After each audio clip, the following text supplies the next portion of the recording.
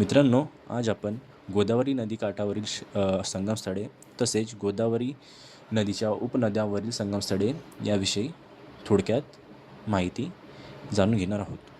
मित्रांनो, नंदूर मधमेश्वर हा कादवा नदीवरती नाशिक जिल्ह्यात येतो. नगरम प्राणहिता नदीवरती बसलेलं संगमस्थळ आहे, तो गडचिरोली जिल्ह्यात. कुंडलवाडी मांजरा नदीकाठी बसलेला आहे, नांदेड जिल्ह्यात. टोके प्रवरा नदीवर अहिल्यानगर येथे. मंजरथ सिंदफणा बीड या जिल्ह्यामध्ये. कोटेश्वर दक्षिण पूर्णा नदीवरती परभणी या जिल्ह्यामध्ये. तर सोमनूर हा संगमस्थळ इंद्रावती नदी गडचिरोली या जिल्ह्यामध्ये. तर याला आपण कशाप्रकारे कशाप्रकारे लक्षात ठेवू याविषयी आपण जाणून घेणार आहोत. मित्रांनो, नंदूर मधमेश्वर हा जो मधमेश्वर आहे, मध ॲज अ दवा म्हणून पण काम करतो. जो कादवा नदीवरती आहे, ॲज अ दवा म्हणून काम करतो. आणि ते ज्यावेळेस नाकात आपल्याला सर्दी होते त्यावेळेस आपण मध घेतो, तो त्यावेळेस कामात येतो. लक्षात ठेवा, मध दवा आणि नाशिकवरून नाक.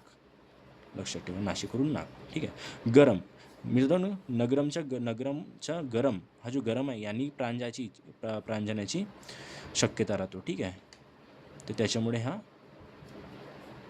गडचिरोली जिल्हा झाला. ठीक आहे. कारण की गडचिरोली जिल्ह्यात गड आहे आणि गडावर पण प्राण जातो आणि गरम पाण्याने पण प्राण जातो. त्यानंतर कुंडलवाडी. जसं वाडीमध्ये मित्रांनो मांजर मला दिसली ना, वाडीमध्ये मांजर दिसली ना, मांजर दिसली ना. टोके प्रवरा नदीवर वरचे टोके उचलू नको, वरचा टोक उचलू नको. ठीक आहे. ही कोण म्हणते? अहिल्या म्हणते अशी, की वरच्या टोकावर चढू नको. ठीक आहे. मंजरथ तर मांजर आहे ती फणा काढते. सिंदफणा नदीवरती मांजर फणा काढते आणि ते फणं बघितल्यावर लोक आश्चर्यचकित होतात आणि म्हणतात, बी मांजर फणा काढते, बी. ठीक आहे. तर मांजरवरून मंजरथ, फणावरून सिंदफणा आणि बीवरून बीड. कोटेश्वर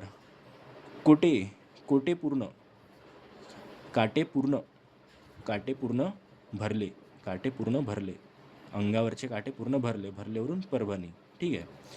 काटेवरून कोटेश्वर, पूर्णवरून दक्षिण पूर्णा आणि त्याच्यानंतर सोमनूर. मित्रांनो, नूर इंद्र सोमनूर. नूर कुणासारखी? इंद्रावतीसारखी नूर. ही कोणत्या जिल्ह्यात भेटते? आपल्याला गडचिरोली जिल्ह्यात भेटते. लक्षात ठेवा, गडचिरोली जिल्ह्यामध्ये आदिवासी जिल्हा आहे, पण तिथेही इंद्रावतीसारखी नूर मुलगी भेटते. मित्रांनो, अशाच आपल्या नवनवीन भन्नाट ट्रिकसाठी आपल्या या यूट्यूब चॅनलला लाईक करा, शेअर करा, सबस्क्राईब करा.